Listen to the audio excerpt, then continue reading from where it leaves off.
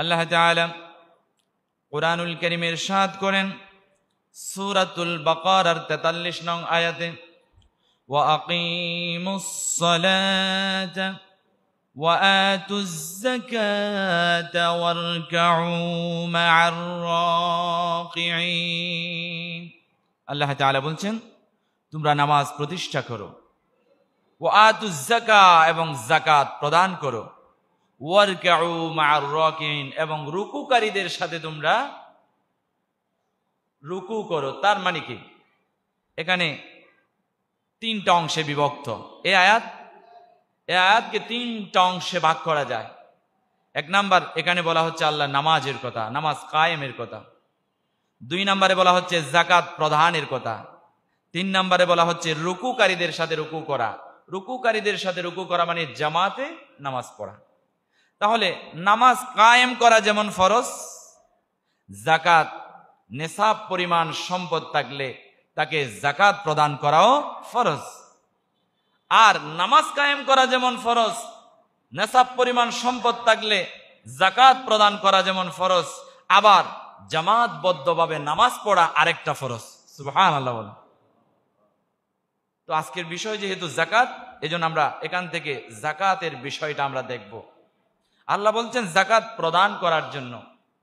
এ ধরনের কুরআনুল কারীমে আয়াত প্রায় 82টি জায়গায় আল্লাহ যাকাতের কথা বলেছেন। সুবহানাল্লাহ বলেন। শুধুমাত্র যাকাত শব্দ দ্বারা কুরআনুল কারীমে 30টা আয়াতে আল্লাহ যাকাত প্রদানের কথা বলছেন। কয়টা আয়াত কথা বলেন? 30টা আয়াত। শুধু যাকাত প্রদানের বিষয়ে যাকাত শব্দ দ্বারা 30টি আয়াতে কুরআনুল কারীমে যাকাত প্রদানের কথা আল্লাহ আদেশ করেছেন। সুবহানাল্লাহ বলেন। এরপরে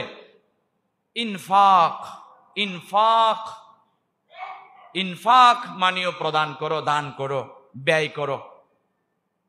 এই শব্দ দ্বারা, ইনফাক শব্দ দ্বারা কুরআনুল কারীমে 43টি জায়গায় যাকাত প্রদান করার বিষয়ে আল্লাহ আদেশ করেছেন। সুবহানাল্লাহ বলেন। এরপরে কুরআনুল কারীমে সাদাকা, এটাও দান, সাদাকা দ্বারা উদ্দেশ্য যাকাত। এ ধরনের কুরআনুল কারীমে 9টি জায়গায় সাদাকা শব্দ দ্বারা আল্লাহ যাকাত দেওয়ার জন্য আদেশ করেছেন। সর্বমোট 82টি জায়গায় আল্লাহ কুরআনুল কারীমে নামাজের পাশাপাশি যাকাতকে প্রাধান্য দেওয়া হয়েছে। সুবহানাল্লাহ। শুধু তাই নয় প্রিয় হাজিরিন, নামাজের পরে ইসলামের 5টি স্তম্ভের মধ্যে একটা গুরুত্বপূর্ণ স্তম্ভ হচ্ছে যাকাত। এখন আমরা রমজান আসলে রোজা রাখি, তারপরে নামাজও পড়ি, অন্যান্য ইসলামের অন্যান্য রুকন যেগুলো আছে এগুলোর প্রতি আমরা যত্নবান, কিন্তু যাকাতের প্রতি তেমন যত্নবান নই। তো এটা কেমনে বললাম যে যাকাতের প্রতি বাংলাদেশের মানুষ এত বেশি গুরুত্ব দেয় না? তার একমাত্র কারণ বাংলাদেশে লক্ষ লক্ষ অসহায়, দরিদ্র, খেটে খাওয়া মানুষ, নাকি উপবাস পর্যন্ত থাকে এমন মানুষও বাংলার জমিনে আছে না নাই? আছে। তার মানে আমরা যথাযথ যাকাত প্রদান করছি না। যদি বাংলাদেশে যারা কোটিপতি আছে, যাদের নেসাব পরিমাণ সম্পদ আছে, তারা যদি যথাযথভাবে যাকাত আদায় করে, বাংলাদেশে একটা মানুষও বাংলাদেশে অনাহারে থাকবে না, অর্ধাহারে থাকবে না, অসহায় থাকবে না, চিকিৎসা না করে মরে যাবে না, না খেয়ে মরে যাবে না, সেবা না পেয়ে মরে যাবে না। আমরা যদি একটু ক্যালকুলেশন করে দেখি, একটা সমাজকে নিয়ে, একটা সমাজের যে কোটিপতিরা আছে তাদেরকে নিয়ে গবেষণা করি, তারা যদি তাদের ঠিকমতো হিসাব কষে, আরবি বছর যখন শেষ হয় হিসাব কষে যদি যাকাতগুলো প্রদান করতেন, তাহলে সমাজের কোনো মানুষ অসহায় থাকতো না। এভাবে করে গোটা পৃথিবীতে যত মুসলমান আছে, মুসলিম মিল্লাতকে যে সম্পদ আল্লাহ দিয়েছে, ওই সম্পদের যথাযথ সুষম যদি যাকাতের যে বিষয়টা আছে সেই বিষয়টাকে কেন্দ্র করে তার সম্পদের হিসাব কষে যদি প্রত্যেকটা সম্পদের, বিশেষ করে স্বর্ণ রূপা যে সম্পদ আল্লাহ তাকে না চাহিতে দিয়েছেন, এই সম্পদ থেকে যদি শতকরা 2.5% সে যাকাত দিত, তাহলে গোটা পৃথিবীতে কোনো অসহায় মানুষ থাকতো না।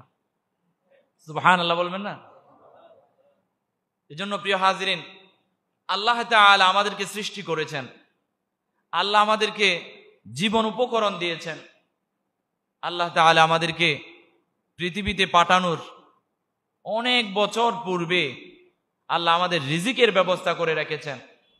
আর যে সমস্ত অসহায় দরিদ্র মানুষগুলো আছে, তাদের হক, তাদের রিজিক কোটিপতিদের ঘরে, সম্পদশালীদের ঘরে, এটা তাদের হক, এটা তাদের জন্য করুণা নয়। এটা তাদেরকে আপনি যাকাত দিচ্ছেন মানে তাদেরকে করুণা করছেন, বিষয়টা এমন নয়। আপনার সম্পদে তাদের হক আছে, এটা আল্লাহর আদেশ, আপনাকে দিতেই হবে। এজন্য আল্লাহ তাআলা কোরআনুল কারীমে ঘোষণা করেন, আল্লাযীনা ইম্মাক্কান্নাহুম ফিল আরদি আকামুস সালাতা ওয়া আতাউয যাকাতা ওয়া আমারু বিল মা'রুফ ওয়া নাহাউ আনিল মুনকার ওয়ালিল্লাহি আকিবাতুল উমুর। আল্লাহ তাআলা বলছেন,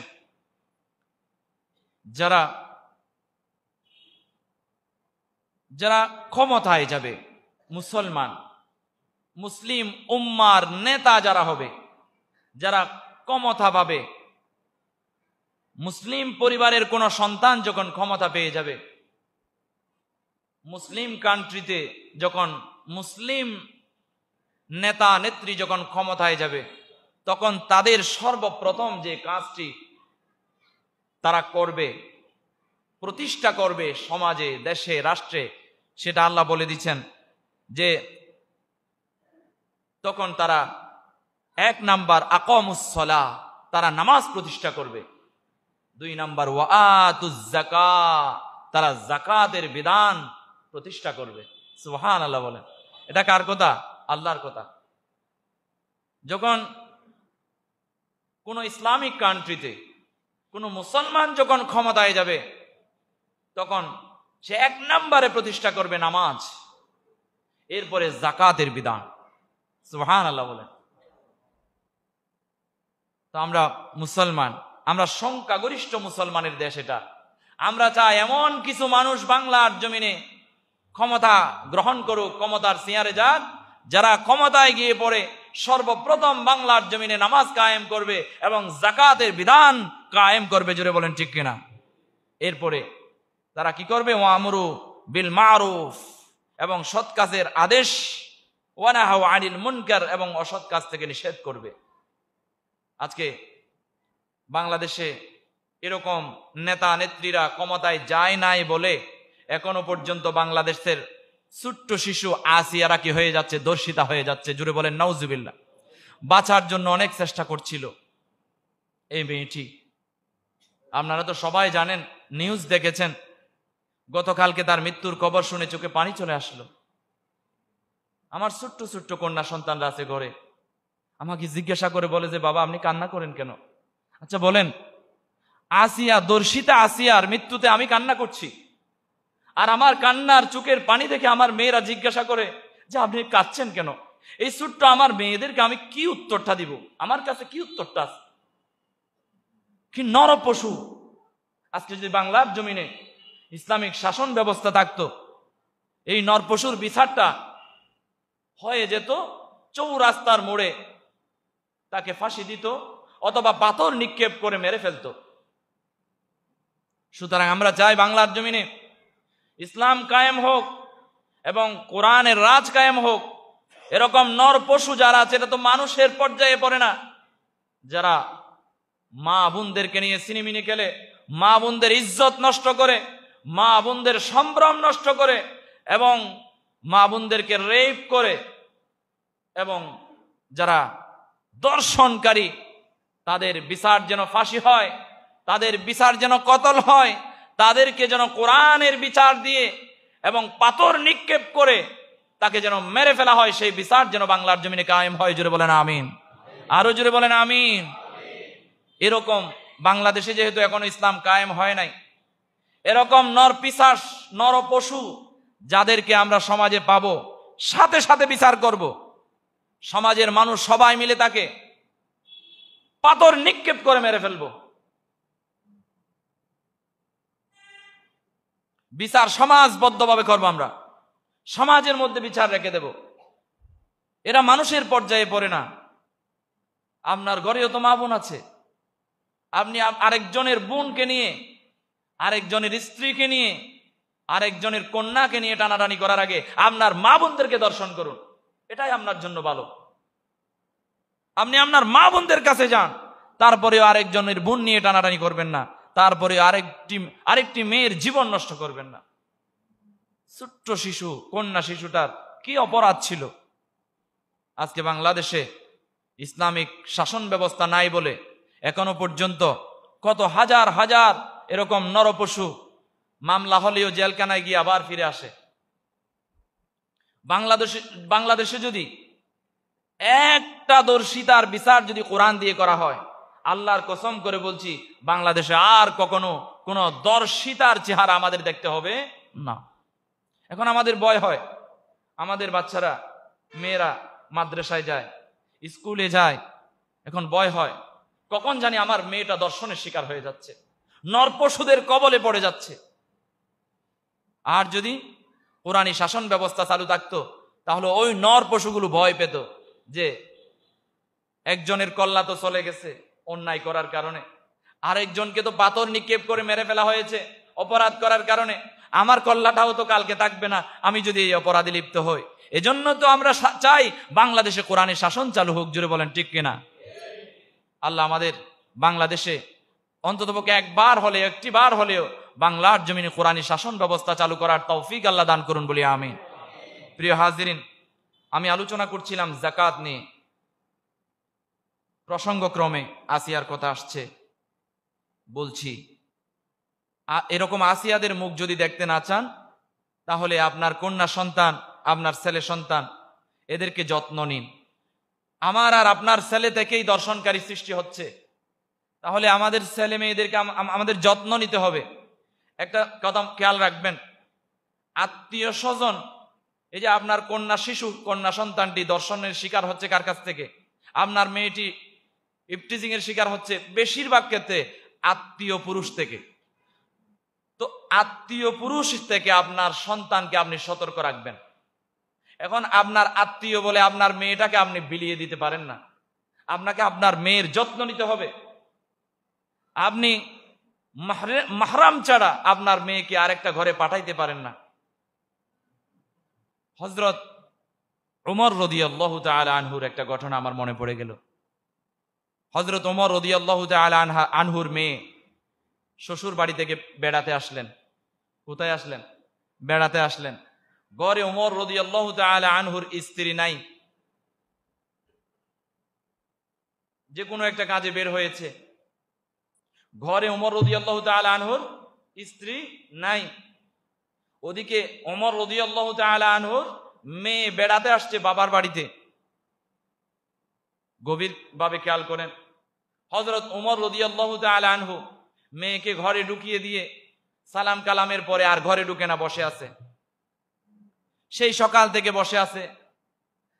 একটা ওমর রাদিয়াল্লাহু তাআলা আনহুর একজন পরিচিত লোক যাচ্ছিলেন পথ দিয়ে, দেখেছে।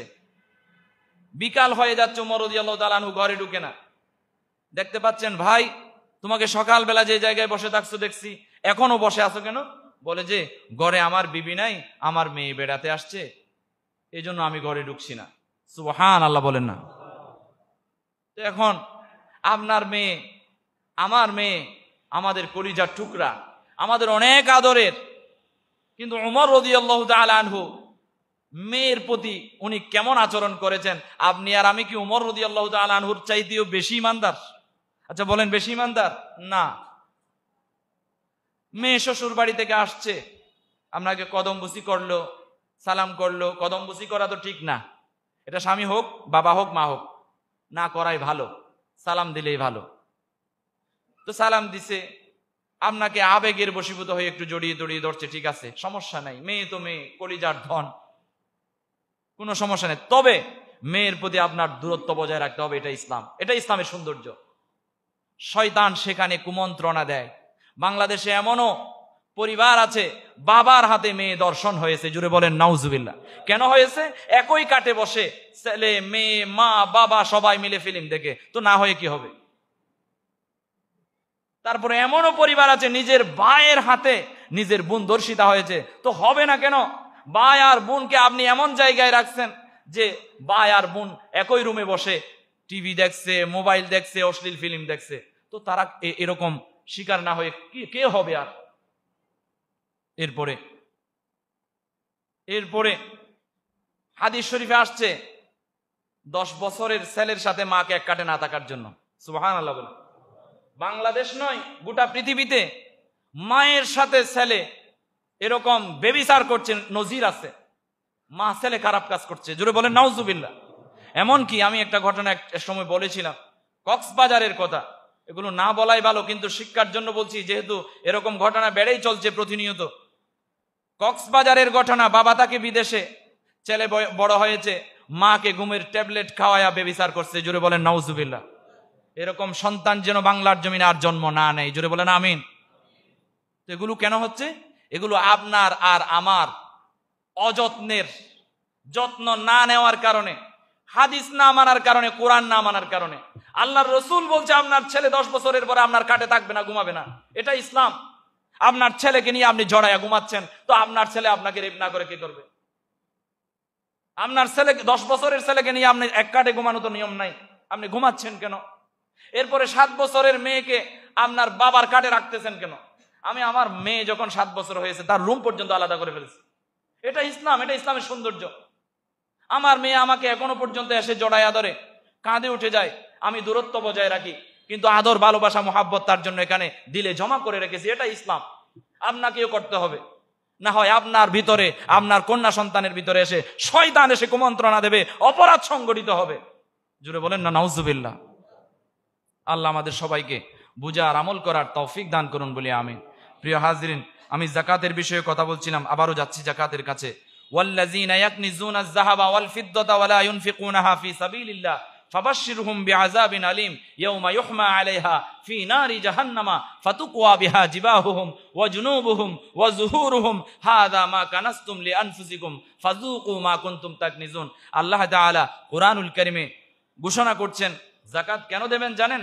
যাকাত যদি না দিয়ে স্বর্ণ গচ্ছিত করে রেখে দেন, যাকাত যদি না দিয়ে রূপা গচ্ছিত করে রেখে দেন, যাকাত যদি না দিয়ে আপনি সম্পদের পাহাড় গড়েন, তাহলে কি হবে? জাহান্নামের ভিতরে নিয়ে ওই সম্পদগুলোকে আগুনের কয়লা বানায়া আপনার শরীরের সামনে, পেছনে, চতুর্পাশে, মুখে, পৃষ্ঠদেশে ছেকা দেবে। জাহান্নামের আগুন থেকে বাঁচার জন্য আপনাকে যাকাত দিতে হবে। পারবেন ইনশাআল্লাহ? আল্লাহ তৌফিক দান করুন বলি আমিন। তো যাকাত কারা দিবে? কাদের উপর যাকাত ফরজ? যাদের ঘরে বা যাদের মুসলমান পরিবারের, মুসলিম উম্মার সন্তান সন্ততি, পরিবার পরিজনের যাদের কাছে 7.5 তুলা বা 7.5 ভরি স্বর্ণ অথবা সেই পরিমাণ টাকা, অথবা 52.5 তুলা রূপা, অথবা সেই পরিমাণ সম্পদ কিংবা সেই পরিমাণ টাকা গচ্ছিত থাকে। তবে রূপার ক্ষেত্রে, টাকা পয়সা সম্পদের ক্ষেত্রে গিয়া রূপাকে প্রাধান্য দেওয়া হয়েছে, যেহেতু যাকাত যখন ফরজ হয়েছে, যাকাত ফরজ হয়েছে হিজরতের দ্বিতীয় হিজরিতে। রাসূলুল্লাহ সাল্লাল্লাহু আলাইহি ওয়াসাল্লাম যখন মদিনায় হিজরত করেন, মদিনায় দ্বিতীয় হিজরিতে যাকাত ফরজ হয়েছে, যখন রাসূল সাল্লাল্লাহু আলাইহি ওয়াসাল্লাম মদিনায় ছিলেন। তো তখন ছিল রূপা, তো রূপা কেন্দ্রিক যাকাতের বিধান চালু করা হয়েছে। তো 52.5 তোলা রূপা কিংবা সেই সমপরিমাণ টাকা যার কাছে থাকবে তাকে যাকাত দিতে হবে 2.5%। যেমন ধরুন, এখন বর্তমান বাজার দরে যদি 52.5 তোলা রূপার টাকা 60,000 কিংবা 70,000 কিংবা 80,000 ধরেন, এটা একটা এক্সাম্পল। 80,000 টাকা যদি হয়, তাহলে আপনার অ্যাকাউন্টে যদি 80,000 টাকা থাকে, আপনার খরচ তরচ শেষ হওয়ার পরে, খাবার দাবার যাওয়ার পরে 1 বছর যদি 80,000 আপনার অ্যাকাউন্টে থাকে, ওই 80,000 থেকে আপনাকে শতকরা 2.5% আপনাকে হিসাব মিলিয়ে জাকাত দিতে হবে। সুবহানাল্লাহ। 60,000 হলে শতকরা ওখান থেকে যা আসে তা দিতে হবে। এরপরে আসুন, যাদের ঘরে 7.5 ভরি স্বর্ণ নাই তাদেরকে জাকাত দিতে হবে না। তবে তাদের ঘরে খরচ বাদে 1 বছর মালিকানাধীন 1 বছর 52.5 তোলা রূপার সমপরিমাণ টাকা, ধরেন 60,000 বা 80,000, এগুলো যদি গচ্ছিত থাকে, তাকে কি দিতে হবে? জাকাত আদায় করতে হবে, যদিও তার ঘরে কি নাই? 7.5 ভরি স্বর্ণ নাই।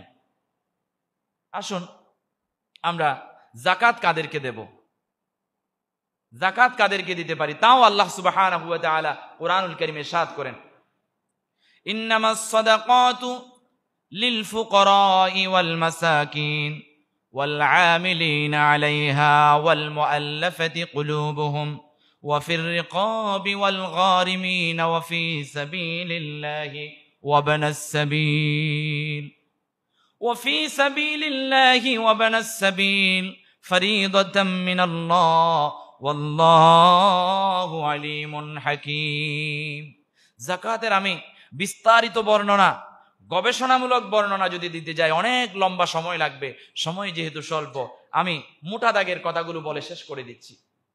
আল্লাহ তাআলা সূরা তাওবার 60 নং আয়াতে ঘোষণা করেন 8টি খাতে যাকাত প্রদান করতে হবে। কয়টি খাতে?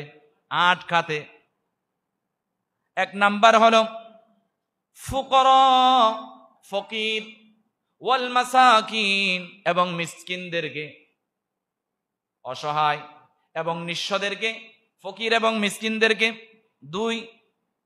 1 নাম্বার ফকির, 2 নাম্বার মিসকিন, ওয়াল আমিলিনা আলাইহা, আর যাকাত উত্তোলনের কাজে, যাকাতের কাজে, যাকাত বন্টনের কাজে যারা জড়িত, তারাও যাকাতের টাকা খাইতে পারবে, তাদেরকেও দেওয়া যাবে। তাহলে 3 নাম্বার ওয়াল আমিলিনা আলাইহা, যাকাত উত্তোলনের কাজে, যাকাত বন্টনের কাজে যারা কাজ করে তারাও যাকাত খাইতে পারবে। 4 নাম্বার হলো ওয়াল মুআল্লাফাতি কুলুবুহুম, অন্তরকে আকর্ষিত করার জন্য ইসলামের দিকে, আল্লাহর দিকে হিন্দুদেরকেও কি দেওয়া যাবে?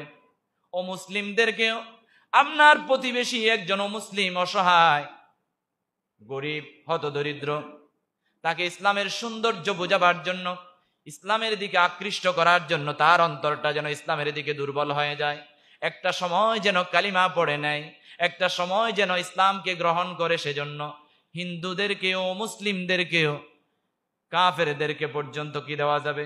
যাকাত দেওয়া যাবে, তাদের অন্তরটাকে আকর্ষিত করার জন্য। এরপরে ওয়া ফির রিকাবি ওয়াল গারিমিন, দাস মুক্তির জন্য এবং ঋণগ্রস্ত ব্যক্তিদের জন্য। এখন যেহেতু দাস নাই, আগে দাস প্রথা ছিল, এখন দাস নাই, কেনা গোলাম নাই, দাস দাসী নাই, এজন্য এটা আপাতত রাখেন আমার বন্ধুগণ। এরপরে হচ্ছে ঋণগ্রস্ত। আমাদের সমাজে কিছু মানুষ দেখবেন মধ্যম পন্থা অবলম্বন করে, মধ্যবিত্ত। এ সমস্ত মানুষগুলো কারো ধারে যাইতে পারে না, কারো কাছে যাইতে পারে না, কঠিন সময় পার করছে। আপনি দেখছেন যে সে ঋণগ্রস্ত, দিনে এনে দিনে খেতে 12টা বেজে যাচ্ছে, কিন্তু ঘরটা সুন্দর, পরিপাটি পোঁছ পাছ নিয়ে চলাফেরা করে মধ্যবিত্ত লোক, কিন্তু তাদের ঘরে, তাদের খাবারের থলের ভিতরে ইঁদুরে কেরাটি খেলতেছে। জুড়ে বলেন ঠিক কিনা? এমন মানুষ আমাদের সমাজে আছে না নাই? তাদের কাছে গিয়া, তাদের খোঁজ খবর নিয়া, তাদের ঋণগ্রস্ত ব্যক্তিদেরকে ঋণ পরিশোধ করে দিয়া, ঋণ পরিশোধের কাজে সহযোগিতা করা, যাকাতের টাকা থেকে আপনি দিতে পারবেন। এরপরে আমার বন্ধুগণ, ওয়া ফি সাবিলিল্লাহ, আল্লাহর রাস্তায় ইসলাম কায়েমের জন্য, ইসলামী আন্দোলনের কর্মী যারা, আল্লাহর রাস্তায় যারা কাজ করে, ইসলামকে প্রতিষ্ঠা করার জন্য যারা কাজ করে, আল্লাহর রাস্তায় যাকাতের টাকা দেওয়া যাবে। এরপরে বলা হচ্ছে ওয়া বানাস সাবিল, সর্বশেষ 8 নাম্বার যেটা, ওয়া বানাস সাবিল, মুসাফির ব্যক্তি যারা, হঠাৎ একজন মুসাফির পেয়েছেন, দূর থেকে এসেছে, বিপদে পড়ে গেছে, তাকেও আপনি জাকাতের টাকা দিতে পারবেন। এই 8টি খাত ব্যতীত অন্য জায়গায় জাকাত দেওয়া যাবে না। তবে জাকাতের টাকা, জাকাতের সম্পদ আপনারা বন্টনের সময় কিছু নিয়ম আছে। সেটা হচ্ছে নিকটাত্মীয় যারা অসহায় আছে, নিকটাত্মীয় যারা দুরবস্থায় আছে, তাদেরকে জাকাতের টাকা দেওয়া বেশি আফজল। এখন তো আমাদের সমাজে কিছু মানুষ আছে, নিকটাত্মীয়রা উপরের দিকে যাক এটা চায় না, বলে যে আরো নিচে যাক, সমস্যা নেই। যদি বলেন না নাউজুবিল্লাহ। এমন ভাবে নিকটাত্মীয়দেরকে আপনি জাকাতের টাকা দেবেন, আপনার জাকাতের টাকা যা এসেছে তা একজনকে দেবেন, সে যেন আগামী বছর আর আপনার কাছে জাকাতের টাকা নিতে না হয়, সে যেন নিজেই জাকাত দিতে পারে। সুবহানাল্লাহ বলে। এখন আমাদের দেশে জাকাতের সিস্টেম জানেন, যে একটা লুঙ্গি, শাড়ি, তারপরে তাও আবার বাজারের মানে সবচেয়ে নিকৃষ্ট লুঙ্গি যেটা, নিকৃষ্ট শাড়ি যেটা, এই শাড়ি, ব্লাউজ, লুঙ্গি এগুলো দিয়া জাকাত দেওয়া, এগুলো আল্লাহ পছন্দ করে না। আপনার জাকাতের নিয়মটা কেমন আপনি দেখেন। আপনার পাশে দুরবস্থায় একজন লোক আছে, ফকির, অসহায়, তাকে আপনি এমন ভাবে জাকাত দেন, আপনার সব টাকা হিসাব করে 5 লক্ষ টাকা জাকাত আসছে, এই 5 লক্ষ টাকা একজনকে দেন, সে যেন এমন একটা ব্যবসা করতে পারে আগামী বছর, সে যেন নিজেই থেকে জাকাত দিতে পারে। জোরে বলেন না সুবহানাল্লাহ। এটাই জাকাতের সিস্টেম। আর আপনি জাকাত দিচ্ছেন মানুষকে দেখাবার জন্য, অমুক আসছে, তমুক আসছে, জাকাতের শাড়ি দেবে, লুঙ্গি দেবে, লাইন ধরায়া আপনি রমজান মাসে মানুষকে রোজা অবস্থায় মেরে ফেলেন। এরকম নজির বাংলাদেশে আছে না নাই? জাকাতের টাকা নিতে গেছে, লাইন ধরাইছে, জাকাতের লুঙ্গি শাড়ি নিতে গেছে, লাইন ধরছে, সেখানে রোজা অবস্থায় গরমে গরমাক্ত হয়ে মরে গেছে। এমনও বাংলাদেশে প্রত্যেক বছর নিউজে আমরা হেডলাইন দেখি। জুড়ে বলেন না নাউজুবিল্লাহ। এগুলো জাকাত না, এগুলো জাকাত না, এগুলো আল্লাহর সাথে ফাইজলামি, আল্লাহর সাথে তামাশা, আল্লাহর সাথে কি করা, ফাইজলামি করা। বরং আপনি আল্লাহর সাথে ফাইজলামি করতেছেন না, আল্লাহর সাথে আপনি ঠাট্টা বিদ্রুপ করছেন না, আল্লাহ আপনার সাথে ঠাট্টা বিদ্রুপ করছে। কেননা আপনি ইসলাম বুঝেন নাই, আপনি কোরআন বুঝেন নাই। আল্লাহ আমাদের সবাইকে, যাদের নেশাব পরিমাণ সম্পদ হয়েছে, আলেম ওলামাদের শরণাপন্ন হয়ে জাকাতের বিধান জেনে সুন্দরভাবে জাকাতের টাকাগুলো বন্টন করবার তৌফিক আল্লাহ দান করুন বলি আমিন। প্রিয় হাজরিন, জাকাত যদি আপনি প্রদান করেন তাহলে কি হবে? আল্লাহ তাআলা বলছেন, ইন্নাল্লাযীনা আমানু ওয়া আমিলুস সালিহাত ওয়া আকামুস সালাহ ওয়া আতাউজ যাকাত, যারা ঈমান এনেছে, সৎকর্ম করেছে এবং নামাজ প্রতিষ্ঠা করেছে এবং যাকাত প্রদান করেছে, তাদের জন্য পুরস্কার ঘোষণা করলেন আল্লাহ, লাহুম আজরুহুম ইনদা রাব্বিহিম, আল্লাহর কাছে তাদের পুরস্কার আছে। ওয়ালা খাউফুন আলাইহিম ওয়ালা হুম ইয়াহজানুন, দুনিয়া, আখিরাত, কবর, ফুলসিরাত, হাসর, কোথাও তাদের দুশ্চিন্তা এবং ভয় থাকবে না। এটা হচ্ছে আল্লাহর পুরস্কার। সুবহানাল্লাহ। প্রিয় হাজরিন, যারা সম্পদের পাহাড় গড়েছে কিন্তু যাকাত আদায় করে না ঠিক মতো, তাদের ব্যাপারে লম্বা লম্বা 2টি হাদিস। এই হাদিসগুলো আমি বলতে গেলে অনেক লম্বা সময় লাগবে, সময় স্বল্পতার কারণে আমি আরবি ইবারত না বলে বাংলায় বলে দিচ্ছি। কিয়ামতের ময়দানে দুনিয়ার জমিনে যারা আল্লাহর পক্ষ থেকে সম্পদ পেয়েছে, সম্পদশালী হয়েছে, কোটিপতি হয়েছে, গাড়ি বাড়ির মালিক হয়েছে, স্বর্ণের রূপের মালিক হয়েছে, তারা যথাযথ যাকাত যারা দেয় নাই, দান খয়রাত করে নাই, কিয়ামতের ময়দানে এমন একটা সাপ, 2টা কালো দাগ থাকবে মাথায়, এবং সেই সাপ ওই কোটিপতি সম্পদশালী যে যাকাত দিত না, দান খয়রাত করতো না, তার দিকে গিয়ে আসবে, জাহান্নাম থেকে আসবে, এসে তার গলায় ওই সাপটা পেঁচিয়ে দেওয়া হবে। নাউজুবিল্লাহ বলেন। তাদের গলায় ওই সাপগুলোকে পেঁচিয়ে দেওয়া হবে, 2টা কালো দাগওয়ালা সাপ, এবং তাকে পেঁচিয়ে ধরবে, গলায় ঝুলে পেঁচিয়ে ধরবে। মনে করেন সাপটা পুরা শরীরটাকে পেঁচিয়ে ধরবে এবং গলায় ঝুলে এরকম করে আসবে, এসে কি করবে? হাদিসের ভাষা থেকে বলছি, এসে বলবে, আনা মালুকা ও আনা কানজুকা, ও গোলাম, ও আল্লাহর বান্দা, আমি তোমার সেই সম্পদ, যে সম্পদ তুমি গচ্ছিত করে রেখেছিলা, আমি তোমার সেই সম্পদ, যে সম্পদ তুমি কৃপণতা বশত দান করো নাই, যাকাত দাও নাই, সাদাকা করো নাই, ফিতরা দাও নাই, আমি সেই সম্পদ।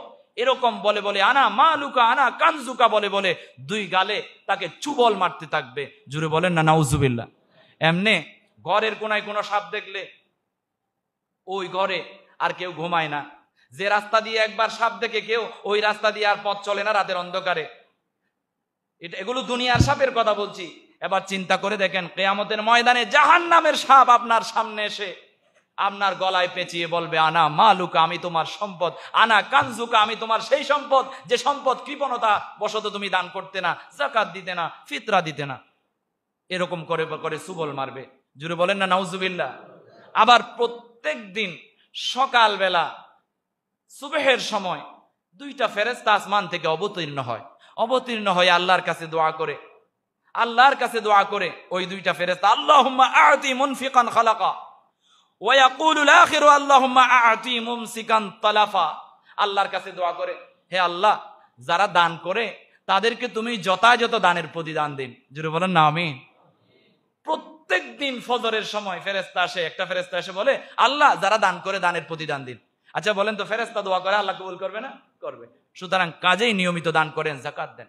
আর একটা ফেরেশতা দোয়া করে, আল্লাহুম্মা আ'তি মুমসিকান তালাফা, আল্লাহ, যে কৃপণের ঘরের কৃপণ, যে দান করে না, তাকে আপনি ধ্বংস করে দিন, বিতাড়িত করুন। জোরে বলেন না নাউজুবিল্লাহ। তাহলে যারা কৃপণ, ফকির আসলে বিদায় করে দেয়, না দিয়ে তাদেরকে বচ্ছনা করে, খারাপ ভাষায় কথা বলে, ওই সমস্ত মানুষগুলো কৃপণের ঘরের কৃপণ, যারা দান করে না, সাদাকা করে না, যাকাত দেয় না। তো তাদের বেলায় ফেরেশতা দোয়া করে কি? ধ্বংসের দোয়া। আচ্ছা বলেন, তাদের ধ্বংসের দোয়া করে ফেরেশতা, আল্লাহ কি ধ্বংস করে দিবে না? দুনিয়া এবং আখিরাত দুটাই ধ্বংস হবে কৃপণদের জন্য। সুতরাং আমাদেরকে কৃপণতা পরিহার করে আল্লাহ তাআলা আমাদেরকে যে সম্পদগুলো দিয়েছে, যার যে পরিমাণ আছে সেই পরিমাণ থেকে, যার যে জায়গাতে আছেন আপনি, যে অবস্থানে আসেন সেই অবস্থান থেকে আল্লাহ তাআলা আমাদের যথাযথ যাকাতের বিধান বন্টন করার তৌফিক দান করুন বলি আমিন। প্রিয় হাজরিন, যেহেতু আরেকটা বিষয় আছে ফিতরা। যাকাত হচ্ছে আপনার আর্থিক ইবাদত। এতক্ষণ ধরে আমি যাকাতের কথা বললাম কোরআন এবং হাদিসের আলোকে। এই যাকাতের কথা যদি আমি আরো আলোচনা করতে চাই বিশদভাবে, পুঙ্খানুপুঙ্খ রূপে, ভেঙে, তাহলে এটা অনেক সময়ের ব্যাপার। আমার আরো কমপক্ষে 1.5-2 ঘন্টা সময় লাগবে। এবার আমি আসি, সময় যেহেতু শেষ, অল্প কথায় আমি আপনাদেরকে ফিতরার কিছু কথা বলে দেব। আমরা কক্সবাজারের জাতীয় ইমাম সমিতি এবং ইমাম পরিষদ, আরো অন্যান্য যারা ইসলামিক ব্যক্তিত্বরা রয়েছেন, ইসলামিক স্কলারসরা রয়েছেন, আমরা সবাই বসেছিলাম। বসে বর্তমান বাজার দরের দিকে লক্ষ্য রেখে কোরআন এবং হাদিসের আলোকে আমরা ফিতরার বিষয়টি নিয়ে ধারণ করেছি। সেটা হচ্ছে যারা নিম্নবিত্ত, মোটামুটি নিজেরা খায়, চলে, নিজের হাতে কিছু করতে পারে, চাকরি করে, ব্যবসা করে, মাথার ঘাম জড়িয়ে আয় করে, এ সমস্ত মানুষের ফিতরার বিধান হচ্ছে নিম্নবিত্তদের জন্য 85 টাকা। কয় টাকা? 85 টাকা। মধ্যবিত্ত যারা আছে, মোটামুটি কারো কাছ থেকে নেওয়াও লাগে না, দেওয়াও লাগে না, খাইতে পারে, চলতে পারে, এটা মধ্যবিত্ত। তারা আবার 85 টাকা দিলে হবে না, তাদের জন্য 850 টাকা। তাদের জন্য কয় টাকা? 850 টাকা। এটা হচ্ছে খেজুরের দাম মধ্যবিত্তদের। এরপরে কিশমিশের সেটা হচ্ছে আমরা 2000 টাকা। এটা হচ্ছে উচ্চবিত্ত, যারা খায়, খেয়ে দেয়ে জমা আছে, আবার চলার জন্য নিজের গাড়ি বাড়িও আছে, এরা হচ্ছে উচ্চবিত্ত। এদের জন্য 2000 টাকা। এরা 850 টাকা দিলে হবে না, এরা 85 টাকা দিলে হবে না, গতানুগতিক ফিতরা দিলে হবে না। এই ফিতরা কি করবে আপনার? এই যে আপনি সারা মাস রোজা রাখলেন, অশ্লীল কথা, ছোটখাটো ঘটে যাওয়া গুনাহ, খারাপ বাক্য, মুআমালাতের ক্ষেত্রে গিয়া কিছু অশালীন ব্যবহার হয়ে যাওয়া, আপনার রোজা রেখেছেন, সবকিছু করেছেন, কিন্তু কিছু গুনাহ হয়ে যায়, আমাদের অপরাধ হয়ে যায়। 11 মাসের ঠেলা ছিল, তো 11 মাস আমাদেরকে শয়তান কুমন্ত্রণা দিয়েছে। এই কুমন্ত্রণার ঠেলা এসে রমজান মাসে আমাদেরকে অপরাধ সংগঠিত করায়। এই সমস্ত ছোটখাটো অপরাধ যেগুলো হয়, সেগুলো যেন আল্লাহ তাআলা আমাদের কি করে দেয়? মুক্ত করে দেয়, মাফ করে দেয়। এজন্য ফিতরার বিধানটা আল্লাহ সুবহানাহু ওয়া তাআলার প্যারা হাবিব কি করেছেন? ফরজ করেছেন। যদিও আমাদের জন্য সুন্নাত, ফিতরা দেওয়া সুন্নাত, তবে আপনি ফরজের সওয়াব পাবেন, যাকাতের সওয়াব কখন? আপনি ঈদগাহে আসার আগে যদি ফিতরা দিয়ে দেন। ঈদগাহে আসার আগে মানে রমজান থেকে শুরু করে এখন থেকে আপনি যদি ঈদগাহের মাঠে আসার আগে পর্যন্ত ফিতরার টাকা বন্টন করে দেন, মাথা পিছু 85 টাকা, মাথা পিছু 850 টাকা, মাথা পিছু ক্যাটাগরি অনুসারে 2000 টাকা। নিম্নবিত্ত, মধ্যবিত্ত, উচ্চবিত্ত, এভাবে যদি আমরা